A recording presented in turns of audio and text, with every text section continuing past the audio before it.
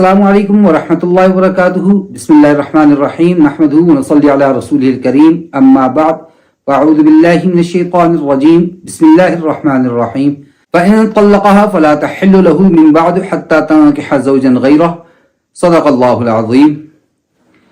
شریعت مطہرہ کے اندر مرد اور عورت کو اکٹھا رہنے کے لیے اللہ رب العزت نے ایک حلال چیز دی ہے جس کو نکاح کہتے ہیں۔ اب شادی ہو گئی، نکاح ہو گیا، میاں بیوی اکٹھے رہتے ہیں، اور اگر ان میں آپس میں تعلق قائم نہیں رہ سکتا، ذہنی ہم آہنگی نہیں ہوتی، یا کسی اور وجہ سے وہ اکٹھے نہیں رہنا چاہتے، تو شریعت مطہرہ نے ان کو الگ ہونے کا بھی ایک سیدھا راستہ بتایا ہے جس کو ڈائیورس طلاق کے نام سے جانا جاتا ہے۔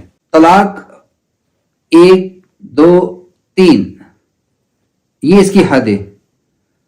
جس وقت کسی شخص نے 3 طلاقیں دے دی، یہ بھی یاد رکھیے، اب صلی اللہ تعالی علیہ وسلم کا فرمان مبارک کہ اللہ رب العزت کے ہاں حلال چیزوں میں سب سے زیادہ غصہ دلانے والی چیز وہ طلاق ہے، سب سے زیادہ۔ تو اب جبکہ یہ اللہ کے ہاں قابل قبول بھی نہیں، اللہ رب العزت کے غصے کا سبب ہے، اور جب انسان مجبور ہو جائے اور آپس میں ان کا نباہ نہیں ہو سکتا تو اللہ تبارک و تعالیٰ نے خود اس کا حکم بھی دے دیا، فَأَمْسِكُوهُنَّ بِمَعْرُوفٍ أَوْ سَرِّحُوهُنَّ بِمَعْرُوفٍ، یا تو اچھے طریقے سے اپنے نکاح کے بندھن میں ان کو روکے رکھو، اور اگر نہیں نبھ رہی تو پھر ان کو اچھے طریقے سے علیحدہ بھی کر دو۔ اور اللہ تبارک و تعالیٰ نے اس طلاق کے نام سے 28ویں پارے کے اندر پوری ایک صورت بھی نازل کر دی جس کے اندر اس کے احکامات بھی بیان کر دیے۔ جب کوئی شخص اپنی بیوی کو 3 طلاقیں دے دے تو اب 3 طلاقوں کے بعد وہ عورت اس کے لیے حرام ہو جاتی ہے ہمیشہ ہمیشہ کے لیے۔ یہ عورت جس کو طلاق ہو چکی وہ عدت گزارے گی، عدت گزارنے کے بعد وہ اپنے گھر چلی گئی، عدت کے دوران کا سارا نان نفقہ خرچہ خاوند کے ذمے، حتیٰ کہ جب اس کو رخصت کرنا ہے تو اللہ نے بمعروف کہا کہ جو تمہارا رواج ہے اس کے مطابق جس طرح عزت سے لے کر آئے تھے، سونا بھی دیا، کپڑے بھی دیے، رہائش بھی دی، خرچے بھی دے رہے ہو، مہر بھی دے رہے ہو، رخصتی کے وقت بھی پھر اسی کے اوپر قائم رہو، اچھے طریقے سے لائے ہو، اچھے طریقے سے رکھا، رخصتی بھی اچھے طریقے سے ہو، فلا تأخذوا منه شيئا۔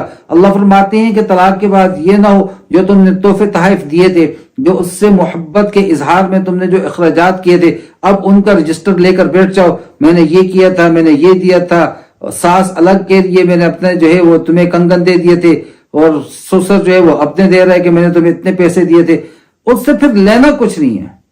پہلے ہی وہ اللہ تبارک و تعالیٰ کی ایک کمزور مخلوق ہے، عورت ہے، اور اوپر سے اس کو طلاق دی جا رہی ہے، اور طلاق کا لفظ عورت کے لیے موت سے زیادہ برا ہے۔ اور ہر ایک ہمارے معاشرے کا المیہ یہ ہے کہ یہاں پر غلطی مرد کی ہو یا عورت کی ہو، جب طلاق ہو جاتی ہے ساری غلطیاں عورت پہ ڈال دی جاتی ہیں، اگرچہ اس کا خاوند کیسے ہی کیوں نہ ہو۔ عورت صوم و صلات کی پابند ہو اور خاوند نشہ کرنے والا ہو، علادگی ہو گئی، اس کے بعد پھر بھی اس عورت کو معیوب قرار دیا جاتا ہے۔ اصل کیا ہے؟ والصلح خیر۔ اللہ تبارک و تعالیٰ سورۃ النساء کے اندر 3 آیات کے اندر ایک ہی درس دے رہے ہیں، صلح کر لو، جوڑ کر لو، صلح کر لو، جوڑ کر لو، جڑے رہو۔ اصل یہ ہے، مرد وہ نہیں ہوتا جو طلاق دیتا ہے چھوڑ دیتا ہے، مرد وہ ہوتا ہے جو بیوی رکھتا ہے۔ تو لے کر آئے ہو، رکھو، سنبھالو، اس کی ذمہ داری کو ادا کرو، حقوق کو ادا کرو۔ نہیں کر سکتے ہو، علادہ ہو گئی ہے تو پھر اب بھی برداشت کرو، اور اگر تم نے 3 طلاقیں دے دی ہیں پھر اللہ کے غضب کو للکارا ہے تو پھر اب ساری عمر کا وہ جھوٹا اپنے پاس رکھ لو۔ اللہ تبارک و تعالی مجھے اور آپ کو ان باتوں کو سمجھنے اور شریعت مطہرہ پر نبی کریم صلی اللہ تعالی علیہ وسلم کی سنت کے موافق عمل کرنے کی توفیق عطا فرمائے۔ وما علینا الا البلاغ۔ السلام علیکم ورحمۃ اللہ وبرکاتہ۔